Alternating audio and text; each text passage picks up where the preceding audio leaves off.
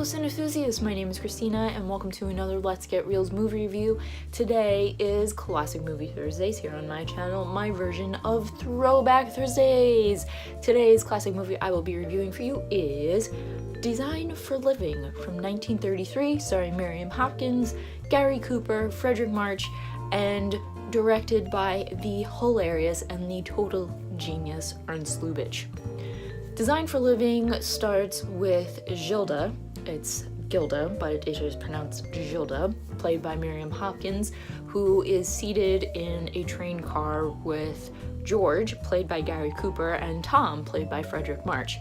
Tom and George are sleeping, and Gilda decides to just draw them, and then when they get up, they start talking to each other, and at first it's in French, because this movie begins in France, and then Gilda goes, oh, nuts, and then they realize that, they're American. George and Tom fall madly in love with Gilda. They absolutely adore her, and they kind of, start seeing her individually, and eventually they find that they have both been seeing Gilda, and she has become their muse.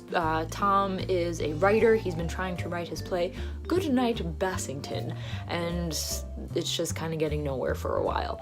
And George is a painter, and he's pretty good. He's been showing his stuff around. And Gilda also becomes their critic. She goes, oh no, this is terrible, I don't like this is awful. And eventually Gilda starts liking them both, but she can't agree on who she wants to be with. So she enters a gentleman's agreement with them, where there is no sex, but they will live together. And Gilda will go on being their muse and kind of, I guess, it's like a threesome, making out with one of them while the other's away, or, vice versa, whatever. And it gets weird for a while. Gilda happens to get Tom's play to a very popular and famous producer, and the producer likes it enough that he's going to stage the show over in London, so Tom goes over to London. While in London, Gilda says to George, I know we have entered a gentleman's agreement, but I am no gentleman. And then they hook up. Her and George hook up while Tom is away. Tom is heartbroken. He, sometime later, comes back to France, and George, I guess, has become very successful. It's never really, I don't think it's ever really said if he becomes successful or not, but they're in a different house, and he has a secretary, all this nonsense. And then Gilda is totally confused, doesn't know what to do, so she decides to just leave the two of them. She can't decide between the two of them, and she runs off with her boss Max back to New York and marries him. Gilda is not happy in her relationship with Max. He's a weird guy. He's played by Edward Everett Horton, and if you've ever seen him in any old movies, he's kind of like an old maid to me in some of his movies. But Gilda goes with him, and she's like, I can't take it anymore, this is driving me crazy, because he's trying to get this commission or this account with this guy named Eagle Bauer, and that's all you hear. You just hear this name over and over again to the point where you're even getting frustrated, and when Gilda blows up, you're like, yes, thank you for blowing up, because it's how you feel. So anyway, Tom and George wind up coming to Gilda's aid, even though she, I don't think, ever really wrote them. I paid attention here and there with this movie. I've seen it a couple of times, so I thought I remembered most of it. But they come to a party at Gilda's house, and they, in a way, rescue her. And they enter another gentleman's agreement, and no sex in this. I think Design for Living is one of the perfect examples of a pre-code film. You have the scenes where Gilda says, let's enter a gentleman's agreement, and Miriam Hopkins straight out from the script says no sex, and they're like, all right, it's incredible to hear that, because old Hollywood, you don't hear that in these popular movies that were made after the code in 1934. It's maybe insinuated sometimes, it's innuendo, but it's not straight out no sex. Like, you know that that's what they're gonna do.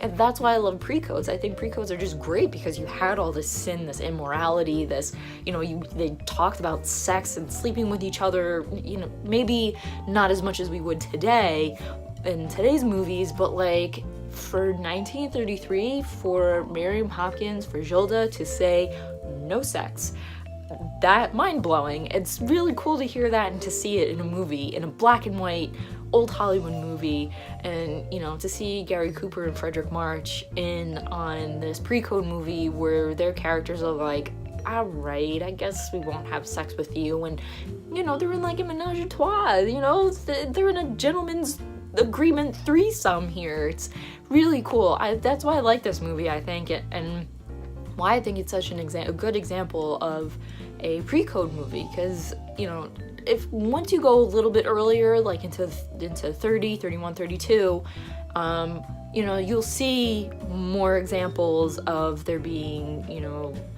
immorality and everything, but you know, this is done in a comedy, and I like that. This is an old Hollywood comedy, and it's like very sexualized for the time, you know, not to today's standards, but for those standards, for old Hollywood standards. I love Design for Living so much. The cast was really, really good. Gary Cooper, the guy can never ever do no wrong, and I really like him in comedies. Like, he was just a great all-around actor, but I think I like him in his comedies because he just had that like, oh shucks, like little boy kind of look. Frederick March, this was actually like one of his very first starring roles. He had been like a B actor, like a character actor for a while, but this was like his really first, like, you know, top billing movie, and he did a great job. Like, Frederick March, always great to see in a movie. Miriam Hopkins is like one of those actresses who was really popular in the pre-code era. She was just like one of those queens of the innuendo, sexual innuendo, and morality and everything. She did a lot of those kind of movies, and was, I think, this is from what I have seen of her, is that she was really very popular with the pre-code era. I'm not like all up on Miriam Hopkins. I've only seen some of her movies here and there. There's only so much that I can take of her. She's not a terrible actress, but she's not like one of my favorites that I can like sit and watch like all day. But I really liked her. I think she really pulled the cast together. You know, you can see that they all kind of like gravitated towards her. I don't know if it was because of her character, maybe it was, but maybe it was like her as an actress as well. Just like bringing all of like that chemistry and everything together from all of the male characters in this movie, if that made any sense. Ernst Lubitsch, he was just great because his direction was so good at focusing on the characters, and it wasn't like he really needed, in this movie, in Design for Living, I'm gonna just talk about Design for Living here.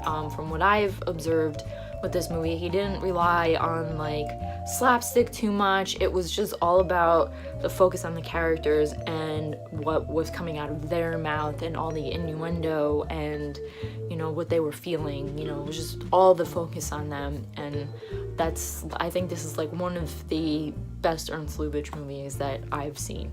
So that was my review / ramble of Design for Living. If you liked this review in any way, shape, or form, please give it a thumbs up. Leave your comments down below. If you have seen Design for Living, what's your favorite line? What's your favorite scene?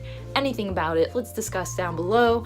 And also in the comments, if you have any suggestions of what I should watch, be them classic movies or newer movies, leave them there. And if I pick your movie and I watch it, I will give you a shout out. And don't forget to hit that subscribe button for future Classic Movie Thursdays and other Let's Get Reelz movie reviews, because that is what I like to do here. And as always, keep watching movies and stay absolutely fabulous.